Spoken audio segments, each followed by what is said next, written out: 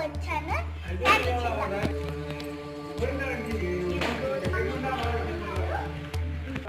So ఇక్కడ మునిరాజు స్వామి అయితే ఉన్నారు చూడండి. ఎల్లమ్మ తల్లి, నిలగైరు దేవి.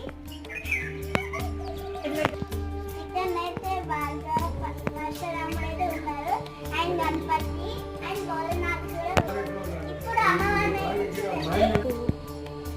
ఇక్కడైతే కమలం పువ్వు లాంటి దీవెన అయితే వేశారు.